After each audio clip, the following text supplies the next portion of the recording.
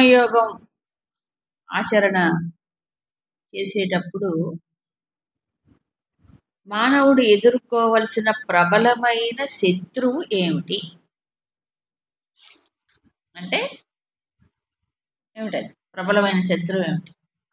నిష్కామానికి opposite కామమే. అంతే కదా. నిష్కామ కర్మ చెయ్యాలి అంటే కర్మఫలం యందు చింతన కానీ దానిపైన దృష్టి కానీ ఉండకూడదు. దానికి ఆపోజిట్ ఏమిటి? కామం. అవునా కదా. ఇది ఎక్కడి నుంచి పుట్టుకొస్తుంది? లోపల ఉన్నటువంటి వాసనలు, సంస్కారం. అందరికి ఒకటే రకాల కోరికలు పుట్టవు. ఈ మనిషికి కూడా ఒక్కోసారి ఒక్కో రకమైన కోరికలు పుడుతుంటాయి. అవునా కాదు? అవునా. సో మనిషిని బట్టి మారుతుంది, ఈ మనిషికి కూడా పరిస్థితిని బట్టి మారుతుంది ఒక్కొక్కసారి. సో అప్పుడు అందుకే జ్ఞానవానపి అంటే జ్ఞానం ఉన్నవాడైనప్పటికీ కూడా సదృశం స్వస్యాహ ప్రకృతే సదృశం చేష్టతే. తన యొక్క ప్రకృతిని అనుసరించి అంటే స్వభావాన్ని అనుసరించి గుణాలను అనుసరించి పోతుంటాడు. అవునా. కాబట్టి అందరూ ప్రాణులందరూ ప్రకృతి యాంతి, ప్రకృతిని అనుసరించే పోతారు. ప్రకృతి నడిపిస్తుంది. నిగ్రహ కిం కరిష్యతి అని భగవంతుడు ఓ ప్రశ్న వేసి ఆలోచింపజేశాడు. ఏం చేస్తుంది పై నిగ్రహం అని అర్థం. పై నిగ్రహం అంటే ఏంటి? ఇంద్రియాల్ని బిగబట్టుకున్నాడు, లోపల ప్రకృతి తోస్తుంది కదా. 3వ అధ్యాయంలో ప్రారంభంలోనే ఏమన్నాడు? కర్మేంద్రియాన్ని సంయమ్య ఆస్తే మనసాస్మరన్ ఇంద్రియార్థ అన్నాడు. అంటే కర్మేంద్రియాలు బిగబట్టుకొని మనసుతో ఏం చేస్తున్నాడు? ఇంద్రియ విషయాలనే చింతిస్తున్నాడు. సహ మిథ్యాచార ఉచ్యతే అన్నాడు. అక్కడ ఏమవుతున్నాడు? అతను మిథ్యాచారుడు. అవునా, చెప్పాడు అక్కడ. కాబట్టి ఇక్కడ పైన నిగ్రహంతో పని జరగదు. పైన నిగ్రహం అంటే కర్మేంద్రియాన్ని బిగపట్టుకుంటే కాదు, మనస్సుతో జ్ఞానేంద్రియాలని సంయమించాలని ముందే వార్నింగ్ ఇచ్చాడు అక్కడ. అవునా కాదా. ఇది రాబోయేదానికి ఇప్పుడు సమన్వయం చేసుకోవాలి. అప్పుడు జ్ఞానం ఉన్నప్పటికీ అని ఒక మాట చెప్పాడు. జ్ఞానవంతుడైనా ప్రకృతి నడిపిస్తోంది అన్నాడు. మరి ఎందుకు అలా చెప్పాడు భగవంతుడు అంటే ప్రతి మనిషి కొన్ని సంస్కారాలతో పుడతాడు. ఇది బిల్ట్ ఇన్ ప్యాకేజ్. పుడుతూనే లోపల ఉంది జన్మజన్మల సంస్కారాలు ఉంటాయి, దాని ప్రకారం వెళ్తూ ఉంటాయి. అది లోపల నుంచి నడిపిస్తూ ఉంటుంది. దాన్ని ఏం చేయాలి? ఆ ప్రకృతిని అనుసరించిపోతే ఏమవుతాయి? ఖర్చు అయిపోతాయి. ఏది? వాసనలు. దాన్నే రాబోయే శ్లోకంలో స్వధర్మం మీద చెప్పాడు. ఇంతకు ముందు చెప్పాడు, తర్వాత కూడా స్వధర్మాచరణలోనే మనిషి వృద్ధి పొందుతాడు. స్వధర్మం కనుక చెయ్యకపోతే ఏమవుతాడు? పరధర్మాన్ని కనుక చేస్తే నశించిపోతాడు, భయంకరమైన దాంట్లో కూరుకుపోతాడు. స్వధర్మాచరణలో అతనికి మేలు జరుగుతుంది. అది ఎంత తక్కువైనా అది ఆచరణ చెయ్యాలి అని చెప్పాడు. స్వధర్మాచరణకి అడ్డం వచ్చేదేంటి? మళ్ళీ మనస్సే, మళ్ళీ కోరికలే అడ్డం వస్తూ ఉంటాయి. అవునా కదా. అందుకని తర్వాత శ్లోకంలో సమాధానం చెప్పాడు. ఏమని అంటే మరి ప్రకృతి ఒకవేళ నడిపిస్తుంది అని చెప్పారు, ప్రకృతి సిద్ధంగా స్వభావ సిద్ధంగా పని చెయ్యాలన్నాడు, కరెక్టే. అలాంటప్పుడు స్వభావం ఎలా నియమిస్తే ఆ ప్రకారం వెళ్ళిపోవడమేనా? మరి జంతువులు కూడా అలాగేగా. జంతువులు ఇన్స్టింక్ట్ అంట, వాటి స్వభావం ప్రకారం వెళ్ళిపోతాయి. సో మానవుడు కూడా అలాగే వెళ్ళిపోవాలా? అప్పుడు మానవుడు యొక్క పురుషార్థానికి స్థానం లేదా జీవితంలో? ఉండాలి కదా. మరి మానవుడు పురుషార్థాన్ని ఎక్కడ చూపించాలి? ఎక్కడ తాను పురుషార్థాన్ని ఆచరించాలి? ఒకటి ఇక్కడ భగవంతుడు సమాధానం చెప్పాడు. ఏమిటంటే ప్రకృతి, ఎవరి స్వభావమైన ప్రకృతి, లోపల ప్రకృతి ఏమి చెయ్యాలి అనేది నిర్ణయిస్తుంది. ఏం చేయాలంటే అతనికి ఒక క్షేత్రం సిద్ధం అవుతుంది. అంటే నువ్వేం చేయాలి అనేది ప్రకృతి అక్కడ సిద్ధం చేసి పెడుతుంది. అమ్మ అన్నం పెట్టినట్టు, అన్ని వండి పెట్టినట్టు ప్రకృతి కూడా తల్లే. అవునా. ఇది లోపల ఉండే ప్రకృతి ఏం చేస్తుంది? బాహ్యంలో నువ్వు ఇది చెయ్యి, నువ్వు ఈ ఫీల్డ్ నీది అని నిర్ణయిస్తుంది. ఆ క్షేత్రం తనకు సిద్ధంగా వస్తుంది. వచ్చినప్పుడు ఎలా చెయ్యాలి అనేది మనిషి యొక్క పురుషార్థం. ఏమి చెయ్యాలనేది ప్రకృతి డిసైడ్ చేస్తుంది. అందుకే ప్రకృతి యాంతి భూతాని అని చెప్పారు. తేడా లేదు? ఉందా లేదా? ఉంది. సో ప్రకృతి సిద్ధంగా చెయ్యాలి అంటే తన సంస్కారాలకు అనుగుణంగా చెయ్యాలి. కానీ ఎలా, హౌ, విత్ వాట్ యాటిట్యూడ్, ఏ దృష్టితో చెయ్యాలి అనేది కంప్లీట్గా మానవుడి యొక్క ఏమిటి చేతుల్లో ఉంది. అది తన చేతుల్లో తను మార్చుకోవచ్చు, తన దృష్టిని మార్చుకోవచ్చు కదా. ఎలా చెయ్యాలి అని అంటే సాధారణంగా మనిషికి ఏం జరుగుతుందంటే ఈ 2 శత్రువులు అని చెప్పాడుగా, రాగద్వేషవు. ఈ 2 శత్రువులు ఎక్కడుంటాయి? ఇంద్రియ విషయాల్లో ఉంటాయి. ఇంద్రియ విషయాలంటే ఏవైనా కావచ్చు, శబ్దస్పర్శ రూప రసగంధాలు కావచ్చు. సో వీటిల్లో ఇంద్రియాలకి ఉంటాయి, ఇంద్రియ స్థాయిలో ఉంటాయి, కరెక్టే. అప్పుడు భగవంతుడు ఏం చెప్పాడు?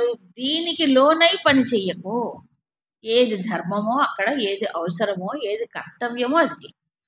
నాకు ఇష్టం ఉంటే చేస్తాను, నాకు ఇష్టం లేదు కాబట్టి నేను చెయ్యను అనడానికి వీల్లేదు. అవునా? రాగద్వేషాలకు లోనై చేయటం అంటే అదేగా అర్థం. అప్పుడు కర్తవ్యాన్ని పక్కకు దోసినట్టేగా. అంటే రాగం ఉంటే చేస్తాను, అక్కడ ద్వేషం ఉంటే నేను చెయ్యను అంటే కర్తవ్యం ఏమైంది? మంట కలిసిపోయింది.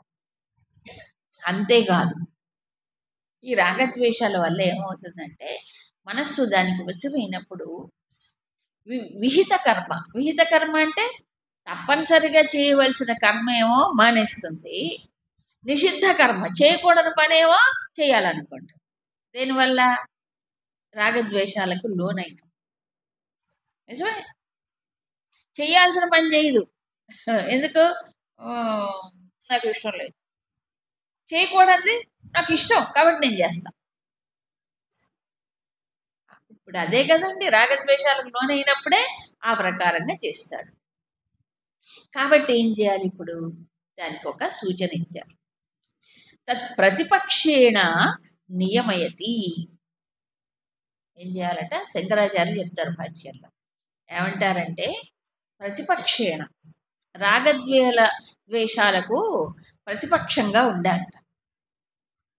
మనకి అధికార పార్టీ ప్రతిపక్షం అని ఉంటుంది కదండి.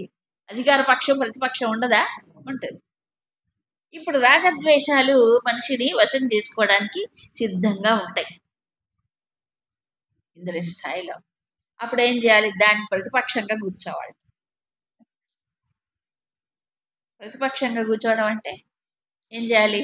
ప్రతిపక్షాలు ఏం చేస్తారు మామూలుగా అసెంబ్లీలో చెప్పండి? వీళ్ళు చేసినవన్నీ ఎత్తి చూపిస్తుంటారు, ఏదో రకంగా దోషం చూపిస్తుంటారు. అవునా? వాళ్ళు చేసే మంచి పనులు కూడా సపోర్ట్ చేయరు. అంతే కదా ప్రతిపక్షం చేసే పని అది. అలాగే ఈ రాగద్వేషాలు మనసును వశం చేసుకోవడానికి ప్రయత్నం చేస్తున్నప్పుడట దానికి ఏం చేయాలి? ప్రతిపక్షంగా దాన్ని కోఆపరేట్ చేయాలి. నా వశం ఆగచ్చేత్ అంటే అర్థం అది. దానికి వశము కావద్దు. వశం అయితే కోఆపరేట్ చేసినట్టే, అనుకూలంగా పోయినట్టే. అవునా? వశము కావద్దు అంటే ఏంటి? వ్యతిరేకంగా నిలబడి. ఇదే ప్రతిపక్షం. మనకి గురుదేవులు ఆత్మవికాసం అనే ఒక గ్రంథంలో ఫస్ట్ బుక్ అది నిజానికి చదవలసి. దాంట్లో క్లియర్గా చెప్తారు. ఈ అందరూ చెప్తారు ఆలోచనలు, నెగిటివ్ థాట్స్ వస్తే దాన్ని మార్చుకోవాలి, అది అందరూ చెప్తారు. బట్ ఎట్లా అంటే ప్రతిపక్ష భావ ఆరోపణ అనేది శాస్త్రీయమైన పద్ధతి. ప్రతిపక్ష భావ ఆరోపణ, ప్రతిపక్ష భావం అంటే ఇప్పుడు శంకరులు అదే మాట చెప్పారు ఇక్కడ. ప్రతిపక్షేణ నియమేది అంటే ఈ రాగద్వేషాలు మన నెగిటివ్ థాట్స్ మనసుని ఆవహించినప్పుడు, వాటికి మనసు వశమైపోతూ గుర్తించినప్పుడు ఏం చేయాలి?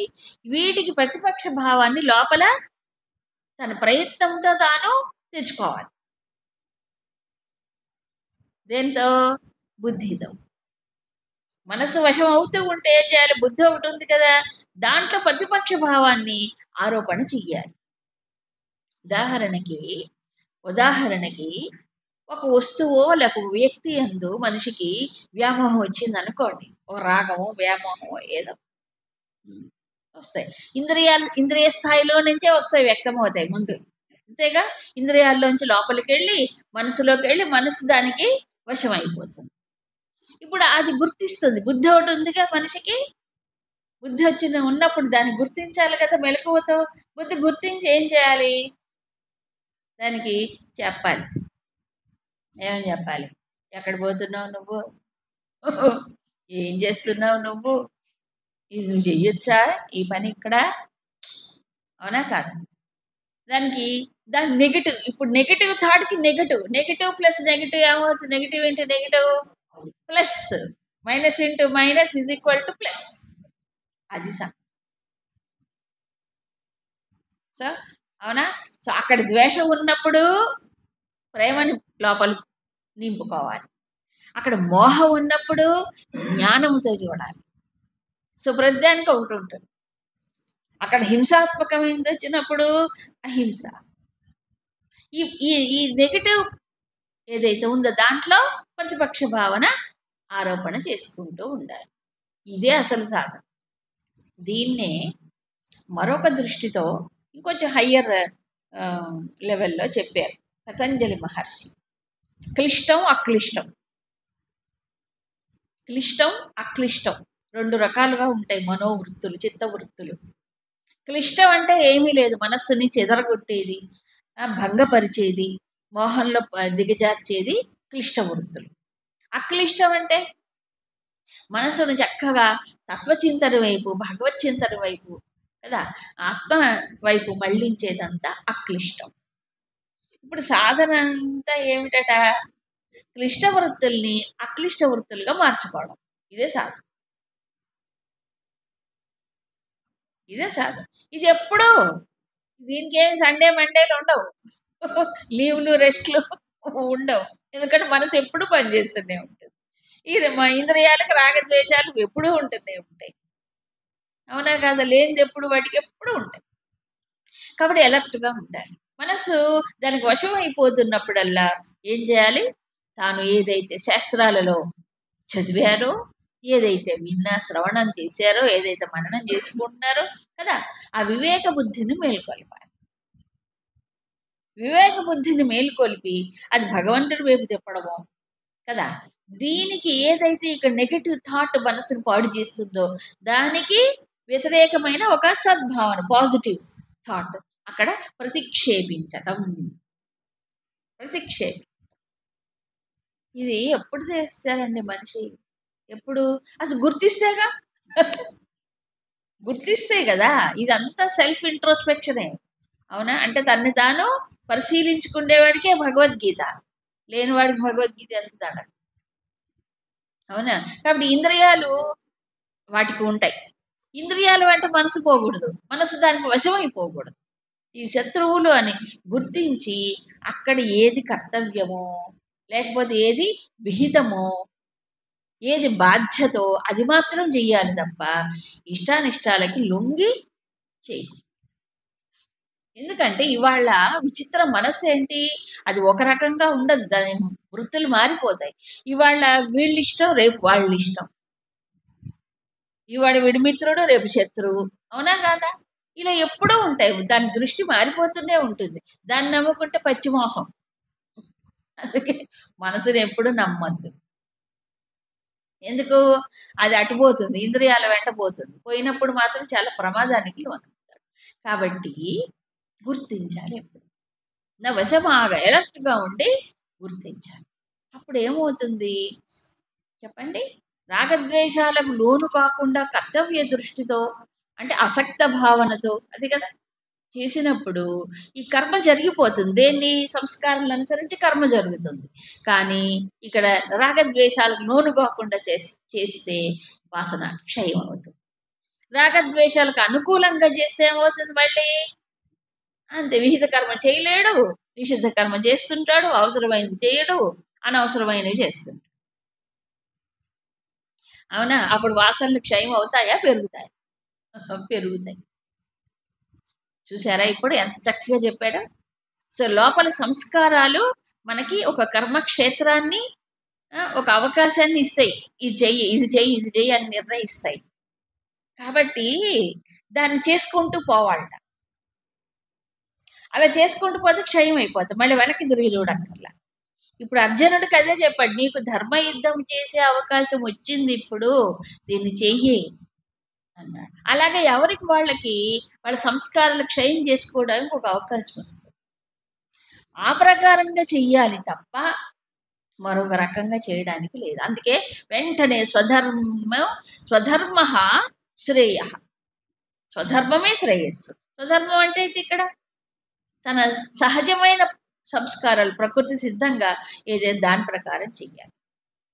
పరధర్మాత్ అనుష్ఠితాత్, వేరొకరిది చూసి పోటీ పెట్టుకొని, ఇప్పుడు ప్రపంచంలో జరిగేది పోటీ, స్పర్ధ, వాళ్ళని చూసి వీళ్ళని చూసి అట్లా ఉండాలి, ఇట్లా ఉండాలి, నా లోపలేముందో ఎవ్వరు పట్టించుకో కదా. కాబట్టి వాళ్ళు చేశారు కాబట్టి నేను అది చెయ్యాలి అనుకుంటే ఎట్లా? నీ ప్రకృతి ఏమిటి చెప్తుంది? లోపల స్వభావం, సెన్సిటివిటీ ఉండాలి. వాళ్ళు చేసినట్టు నువ్వు చేయక్కర్లే, నీ ప్రకృతిని అనుసరించుకో. ఒక్కోసారి అనిపించింది విగుణ అన్నాడు. అందుకే విగుణ అంటే అది అల్పంగా కనిపించవచ్చు, తక్కువగా కనిపించవచ్చు. నువ్వేం బాధపడక్క, ఎందుకంటే ఈ సంస్కారం ఖర్చు కావాలి, అవునా కాదా? అప్పుడు పరధర్మాసు అంటే వేరే వాళ్ళకి తీసుకొని నేను బాగా చేసినప్పటికీ తృప్తి రాదు, లోపల సాటిస్ఫాక్షన్ ఉండదు. ఎందుకంటే లోపల వాసన క్షయం కాలేదుగా, నేను నా సంస్కారాలకు అనుగుణంగా పోలేదు కదా. ప్లస్ కొత్తవన్నీ నేను నింపుకుంటున్నా లోపల. కొత్తవి నింపుకోవడం వల్ల ఏం జరుగుతుంది? ఇంకా బరువు పెరుగుతుంది, చెత్త పెరుగుతుంది. అయితే బాహ్య ప్రపంచంలో పేరు వస్తుంది, తప్పకుండా వస్తుంది. ఎందుకు? బాగా చేశాడు, వెల్డన్, అందరు చప్పట్లు పడతారు, చలవులు కప్తారు, ఏవో చేస్తారు. గుర్తింపులు రావచ్చు, కానీ లోపల తృప్తి ఉంది. నువ్వు బయట చూస్తావా, లోపల చూస్తావా, నీ ఇష్టం కదా. ఎక్కువ మంది ప్రపంచంలో ఈ రోజుల్లో మరీ ఘోరం, చెప్పనే అవసరం లేదు. ఎంతసేపటికి ప్రపంచంలో నాకేం పేరు వస్తుంది, నాకేం వస్తుంది, పేరు, ప్రతిష్ట, పొగడ్తలు, రకాలు ఇవే, అవునా కదా. దానికోసమే పీకులాడుతున్నారు. కానీ లోపల చూసుకోవట్లే. సో మానవ జీవితము వ్యర్థం కాకూడదు. ఈ క్షణికమైనటువంటి ప్రాపంచిక విషయాల ఎడల మానవుడికి ఎక్కువ ఏమిటి, ఇవే రాగద్వేషాలు, వాటికి ఎంతే ఉంటుంది. వాడు కొంత పేరు వచ్చింది, అది చేస్తే నేను కూడా చెయ్యాలి. నీ లోపల అనిపించాలి కదా, వాడిని చూసి నువ్వెందుకు చేస్తావు? సామెతలు అండి, తెలుగులో మంచి సామెతలు, ఊరికే పుట్టలే. పులిని చూసి నక్క వాతలు పెట్టుకుంటే పులి అవుతుందా? అని వాతలే మిగులుతాయి కానీ పులి కాదు కదా. అట్లాగే మనం ఎవరినో చూసి ఇమిటేట్ చేయకూడదు. ఒకవేళ చెయ్యాలనుకుంటే మహాత్ములు ఎవరైతే ఉన్నారో పెద్దవాళ్ళు ఇక్కడ చెప్పారు కదా, ఏమన్నారు? శ్రేష్ఠ పురుషుడు. ఆ శ్రేష్ఠ పురుషుల్ని అనుసరించాలి, అది కూడా అనుకరించకూడదు.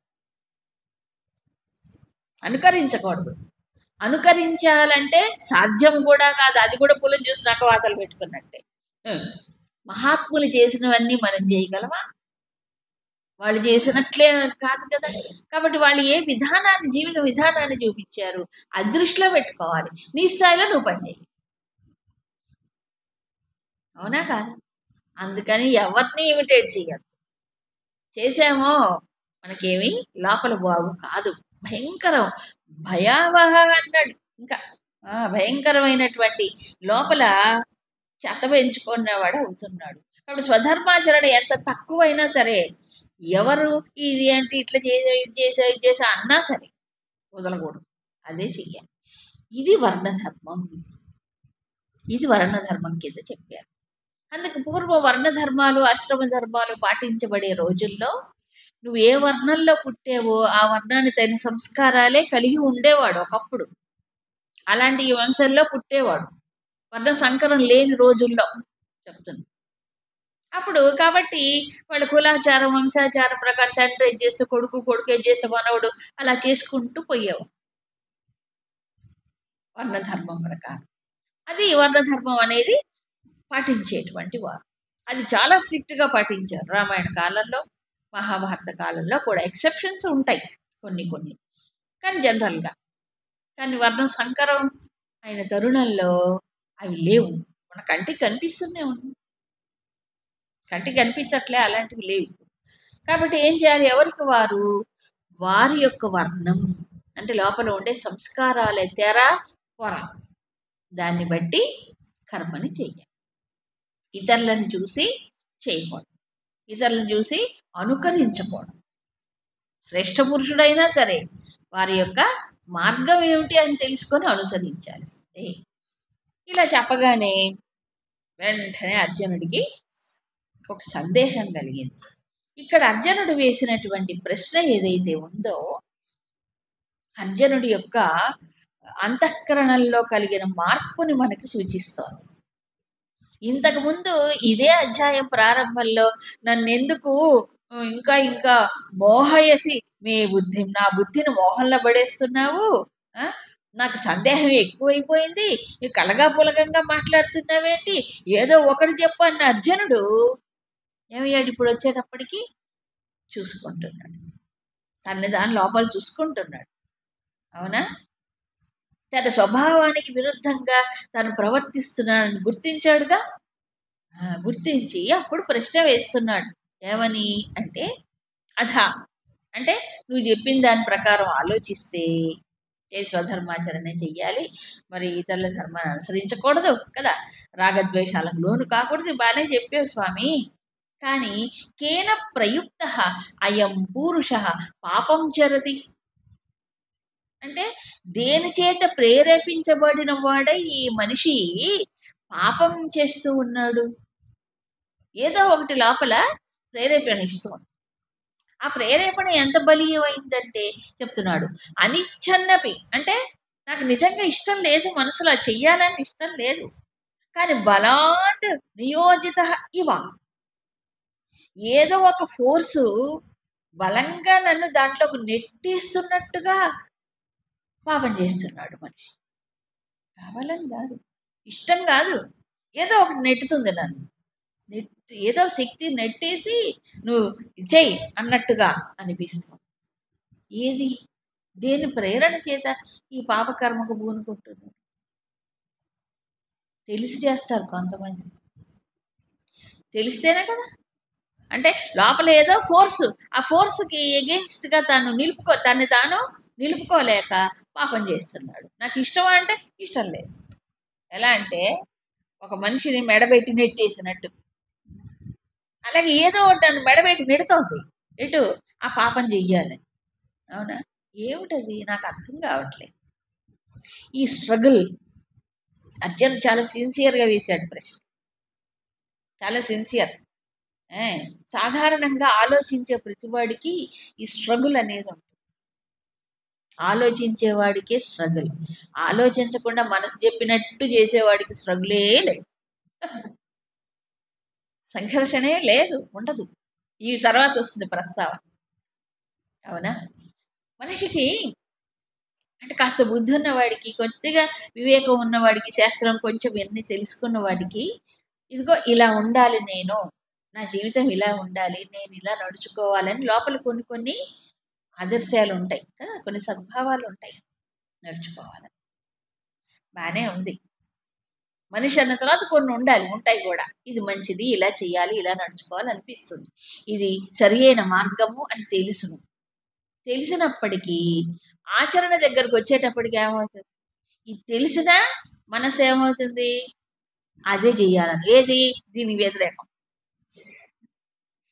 వ్యతిరేకమైందే చెయ్యాలని అనిపిస్తుంది, బలవంతంగా వెళ్ళిపోతున్నాడు. ఇది తెలిసినప్పటికీ చేయకూడదని తెలుసు, ఇది చెయ్యాలని తెలుసు కదా. ఈ స్ట్రగుల్ అంటే బుద్ధి ఏమో ఇది చెయ్యి, ఇది మంచిదని లోపల చెప్తుంది, మనసు ఏమైపోయింది? అది రాగద్వేషాలకు లోనై, లేకపోతే లోపల ఏదో ఒక ఫోర్స్ లోనైపోయి అది ఏది చేయకూడదో అదే చేస్తుంది. అంటే ఈ రెండింటికి మధ్యలో ఏమైంది, పెద్ద అఘాతం వచ్చేసింది. దేనికి మధ్యలో? బుద్ధికి మనసుకి. కాబట్టి చాలా మంది తెలియక తప్పులు చెయ్యరు, తెలిసే చేస్తారు. 90% అంత తెలియక తప్పు చేసేవాడంటే పసివాడే. ఎవరు? చిన్నపిల్లలే, ఏమి తెలియని వాడు, ఇంకా లోకం జ్ఞానం తెలియని వాడు. చాలా మందికి లోపల చెప్తున్నా కానీ ఎందుకు? రెండు ఉంటాయి ప్రతి మనిషిలో. ఏముంటుందట? దివ్యత్వం ఉంటుంది, పశుత్వం ఉంటుంది. మధ్యలో ఉంటాడు మనిషి. మనిషి ఇంద్రియాలకి మనసుకు లోనైతే పశువు అయిపోతాడు. ఇదే మనిషి కాస్త వివేక బుద్ధిని ఉపయోగించి ఆ మహాత్ములు గురువులు శాస్త్రం చెప్పింది కనుక బుద్ధిలోకి తెచ్చుకొని నిలుపుకొని అటుపోతే ఇదే మనిషి దివ్యత్వాన్ని సంపాదించు. ఎక్కడుంది? మధ్యలో ఉన్నాడు మనిషి. కాబట్టి అడి జరిగితే దివ్యత్వం, ఇటు పోతే పశుత్వం. అదే తేడా. అప్పుడు కంట్రోల్ ఉండదు. ఏమిటానండి, నేను అసలు అనుకోలేదు, అనుకోకుండా అయిపోయింది, జరిగిపోయింది అనుకుంటాను. అవునా? అనుకోకుండా జరిగిపోయి, అనుకోవడం ఏంటి తెలుసు మరి ఏమిటో. అప్పుడు ఆ సమయంలో అట్లా అయిపోయిందండి. బలాదివ నియోజిత కదా. ఎందుకు ఇలా? ఏంటి ఆ రాక్షసుడు ఎవడు నన్ను పట్టి ఈ ప్రకారంగా ఈ పని చేయిస్తున్నాడు కదా. మనలో ఉంటాయి కదా. దీన్నే తర్వాత అధ్యాయంలో చెప్తాడు. ఆసురీ దైవీ, దైవీ గుణాలు, ఆసురీ గుణాలు, ఈ రెండింటి మధ్యలో ఎప్పుడు స్ట్రగులే. అందుకే కురుక్షేత్రం అనేది బయటే కాదు, ఇదే కురుక్షేత్రం. దీంట్లో ధర్మపరులైన పాండవులు ఉంటారు, అధర్మ ఆచరణ చేసే కౌరవులు ఉంటారు. దైవీ ఆసురి రెండు ఫోర్సెస్ లోపల ఉండవా? ఉంటాయా? ఈ స్ట్రగుల్ ఉంటుంది మనిషికి ఎప్పుడు. సో ఓ పక్కన ఇది, ఓ పక్కన అది. మనకి చిన్నప్పుడు స్కూల్లో టగ్ ఆఫ్ వార్ అని ఒకటి ఆడుకుండేవాళ్ళం, గుర్తుందే? రెండు పక్కల ఉంటారు. ఇటు వీళ్ళు తాడు బట్టి ఇటు లాగితే వాళ్ళు అటు పక్కల లాగుతూ ఉంటారు. ఎవరికి బలం వస్తే అటు పక్క వెళ్ళిపోతారు. అవునా? ఈ స్ట్రగుల్ అనేది ఉంటుంది. ఎందుకు? ఈ సంస్కారాలలో మంచి ఉంటాయి, చెడు ఉంటాయిగా. కాబట్టి బుద్ధి ఒకటి చెప్తుంది, ఇది చేద్దాం, ఇలా ఉండాలి, ఇలా ఉండాలి అంటుంది బుద్ధి. అది అని నడుచుకుంటే ఆచరణ దగ్గరకు వచ్చేప్పుడు ఈ సంస్కారాలు పట్టితో వస్తున్నాయి. బలాదివ నియోజిత పాపం చరతి. దుర్యోధనుడు అనేవాడు ఏమిటి? జానామి ధర్మం నచమే ప్రవృత్తి, జానామి అధర్మం నచమే నివృత్తి. అవునా? దుర్యోధనుడే మరీ తెలివి తక్కువవాడు ఏం కాదు, తెలుసు. నాకు ధర్మం ఏమిటో తెలుసు కానీ నా మనసు అటు పోట్లే. నాకు అధర్మం అని తెలిసి చేయకూడదని చేయకూడదు, మనసు అటే పోతుంది. ఇది పరిస్థితి, ఇది పరిస్థితి. అవునా? కాబట్టి అర్జునుడు ఈ ప్రశ్న అడుగుతున్నాడు. ఇది అందరికీ జీవితంలో ఎదురయ్యే సమస్య ప్రశ్న. అవునా కాదా? అందరికీ. సో అర్జునుడు ఎవరు? ఇప్పుడు అందరికీ ప్రతినిధి, ప్లస్ ఆలోచించేవాడు, తన్ని తాను చూసుకుంటున్నాడు కాబట్టి ప్రశ్నిస్తున్నాడు. ఓహో ఇలా జరుగుతోంది లోపల, కాబట్టి ఎన్నాళ్ళు ఈ స్ట్రగుల్, నేను దీని నుంచి ఎలా బయటపడాలి? నేను అనుకున్నది, నా బుద్ధి నిర్ణయించి చెప్పింది నేను చేయగలగాలి కదా. ఏదో నన్ను బయటికి చూస్తుంటే నేను దాని వెనక పడిపోతున్నానే, ఎందుకు ఇలా జరుగుతోంది? కాబట్టి ఆ శత్రువుని జయించాలి. ఇందాక చెప్పాడు కదా శత్రువు ఏమని, శత్రు రాగద్వేషవు వ్యవస్థితం చెప్పాడు కదా, పరిపంధినవు శత్రు అని చెప్పాడు భగవంతుడు. అక్కడ ఆచరణలో వాటికి లోను కావద్దు అని చెప్పాడు. లోను కావద్దు అనగానే ఈయనకి లోపల ప్రశ్న పుట్టింది. ఏమని? ఎందుకు నేను కావాలని లోను అవుతున్నాను కృష్ణ? కావాలని రాగద్వేషాలు లోను కావట్లేదు, ఏదో పట్టితో వస్తుంది నాకు. అంటే ఒక రకంగా మనిషికి ఏమవుతుందంటే ఈ స్ట్రగుల్ భరించలేక, ఏది అది ఒకటి చెప్తుంది, ఇది కాదంటుంది. మనసు వ్యతిరేకించినప్పుడు ఈ స్ట్రగుల్ భరించలేక, ఏమో నా పాయింట్ ఆఫ్ వ్యూకి కృష్ణుడు ఏమైనా సపోర్ట్ చేస్తాడేమో, అంటే నా వాదానికి భగవంతుడు ఏమైనా కొంత వత్తాసు ఒలుగుతాడేమో అనుకుంటున్నాడు. సపోజ్ ఆయన చెప్పాలి కదా. కరెక్ట్గా సమాధానం చెప్తాం. నిజమే నిజమే అర్జున, లోపల ఏదో సైతాన్ ఉంది. ఇక ఈ రోజుల్లో అయితే దయ్యం పట్టింది, భూతం పట్టింది. దయ్యాలు భూతాలు ఎక్కడున్నాయండి? ఎక్కడుంటాయి దయ్యాలు భూతాలు? ఇదే empty man's mind is devil's workshop అని. మనసుకి సరి అయిన దోవత్తు చూపించకపోతే, సరి అయిన విధానము కర్మ కానీ ఏదో ఒకటి చూపించకపోతే అది ఏమవుతుంది? ఏంటేంటో ఊహించుకుంటుంది. ఈ నెగటివ్ థాట్స్ అన్ని దయ్యాలు భూతాలే. ఎందుకంటే ఇప్పుడు దయ్యాలు భూతాలు ఉన్నాయి అనుకోండి, సపోజు ఉన్న అందరినీ దయ్యం పట్టదే, ఎందుకు ఒక్కటే పడుతుంది? ఆ పక్కనే ఉంటాడు వాడిని ఎందుకు దయ్యం పట్టదు? వీడినే ఎందుకు దయ్యం పడుతుంది చెప్పండి పోని. అవునా? నువ్వు దానికి లొంగిపోతున్నావు అంటే నీ మనసు దానికి అనుకూలంగా వచ్చి పట్టుకుంటుంది. అవునా కాదా? అవును, నువ్వు దేవుణ్ణి పట్టుకోపోతే దయ్యమే పట్టుకుంటుంది. అంతే సంగతులు, ఇంకేం లేదు అక్కడ. దైవీ గుణాలు పెంచుకోవడానికి నిరంతర ప్రయత్నం చేయకపోతే ఆశ్రీ గుణాలు లాగి పారేస్తాయి. ఇంకేం చేస్తాయి? అవునా కదా? అందుకని అవును అర్జున, లోపల ఏదో ఒకటి ఉంది, అది పట్టి లాగుతుంది నిన్ను, ఉండు మంత్రం వేస్తా కదా. ఇప్పుడు బయట ఆధారపడట్లే వాటిని వదలగొట్టుకోవడానికి, వాటిని తీసేయడానికి. ఇంకా నానా బాబు, ఒకటి కాదు రెండు కాదు, ఎన్నున్నాయో ఈ ప్రపంచం ఇటు పోతే అనేకం ఉన్నాయి కదా. కాబట్టి మనిషిలో అసలు దివ్యత్వం దాగి ఉంటే, అనంతమైన పరమాత్మ లోపల కూర్చొని ఉంటే ఆయన్ని మర్చిపోయి కదా, దేనిదేనో వెంటబడి కదా, అల్పమైన శక్తులు, క్షుద్రమైన శక్తులు అవి నీ పైన పనిచేస్తున్నాయంటే దానికి ఆస్కారం ఇచ్చింది ఎవరు? అవి రావడానికి నువ్వు తలుపు తీసి పెడితే కదా వచ్చి కూర్చునేవి. నువ్వు తలుపు ఎందుకు తీసావు? కుక్కలు పిల్లులు తలుపేయండి మొత్తుకుంటున్నారు, తలుపేయరు. ఎవరికి వాళ్ళు తలుపు తీసిపోతుంటారు. ఎవరికి వాళ్ళు అంతే. అట్లాగే మనకు కూడా కంట్రోల్ ఉండదు. అది కంట్రోల్ చేసుకుంటే ఇవన్నీ కంట్రోల్ ఉంటాయి. కానీ మన తలుపులు కిటికీలు కూడా ఎప్పుడు తెరిచి పెట్టుకోకూడదు. ఏం చేయాలి? మంచి చెడు ఉంటాయి ప్రపంచంలో, వీటిని రాకుండా నువ్వెప్పుడు ఇటే పట్టుకో. ఇవి పట్టుకుంటే ఇవి నిన్ను పట్టుకోవు కదా. ఏది? దైవత్వాన్ని పట్టుకుంటే ఇవి నిన్ను పట్టుకోలేవు, వాడికి భయం. ఈ ఆసురీ క్షుద్రమైన శక్తులకి దైవీ శక్తి అంటే భయం, అది పరిగెత్తి పారిపోతాయి. అవునా కాదా? కాబట్టి నువ్వు సైతాన్ నన్ను తోసిందో, లోపల ఏదో ఉంది తోసిందో, అందుకే నేనేం చేశాను, నాకేం తెలియదు నేనేం చేశాను అంటే ఒప్పుకోవడం లేదు.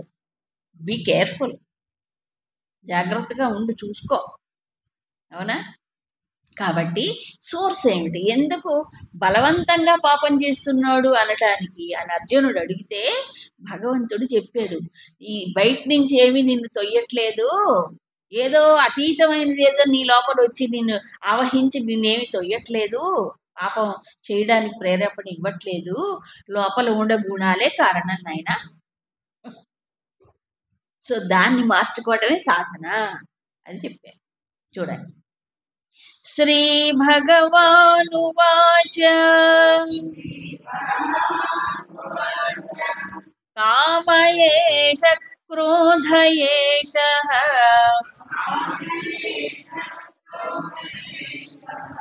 రజోగుణ సముద్భవః మహాశనో మహాపాప్మా విద్యేనమిహ వైరిణం.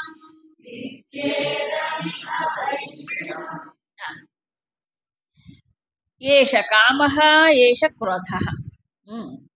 ఈ కామము, ఈ క్రోధము ఇవి రజోగుణ సముద్భవ.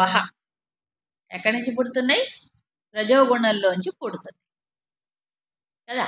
ఏవి? కామము, క్రోధము మొదలై. మహాశనో మహాపాప్మ. అశనం అంటే తినడం. కాబట్టి మహాశనం అంటే దీనికి తిండిపోతు లక్షణం ఉంది, ఎక్కువ తింటుంది. ఏది? కామం. తినడం అంటే ఏం లేదు, కామ్య వస్తువులు ఎంత కావాలని ఎన్ని అనుభవించినా వాటికి ఇది లేదు, తృప్తి లేదు, ఎక్కువగా కావాలి. మహాపాప్మ ఎక్కువగా కావాలి కాబట్టి మహాపాప్మ చేయరాని పనులు కూడా చేస్తుంది. ఎవరు? కామం. అది చేయిస్తుంది అని అడిగాడు ఈయన. చేయిస్తుంది ఎందుకు? ఎవరు చేయిస్తున్నారు అంటే ఈ కామమే పాపం చేయిస్తుంది. ఎందుకు? మహాశరహ తిండిపోతుంది. ఎంత తిన్నా ఎంత అనుభవించినా తృప్తి లేదు. కాబట్టి ఏనం ఇహ వైరిణం విద్ధి, నీకు వైరి అంటే శత్రువు ఎవరో కాదు, ఇదే అని తెలుసుకో. ఎవరు?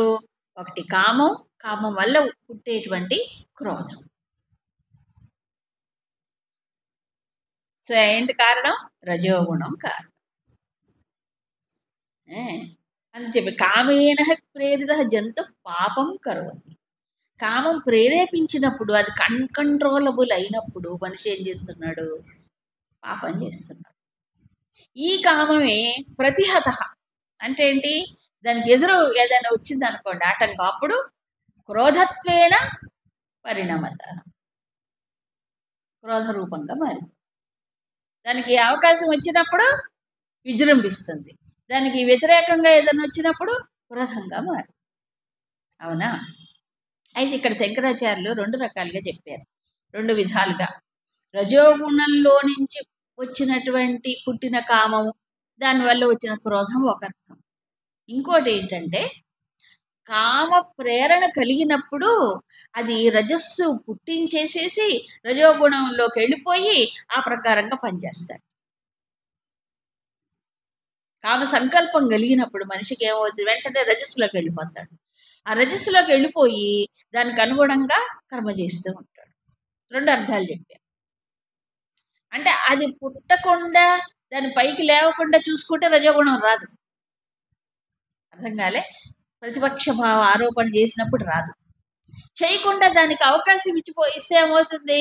వెంటనే ఏ కామ్య వస్తువును కోరుకున్నాడో దాన్ని పొందటానికి పరుగులెడుతుంది. ఇదే రజస్సు చలనం. స్థిమితంగా ఉండనిదిగా. కోరిక పుట్టినప్పుడు మనిషి స్థిమితంగా కూర్చోగలడా? ఏం చేయాలి మరి? దాన్ని తీర్చుకోవడానికి ఏం చేయాలి? పరుగులు పెట్టాలి.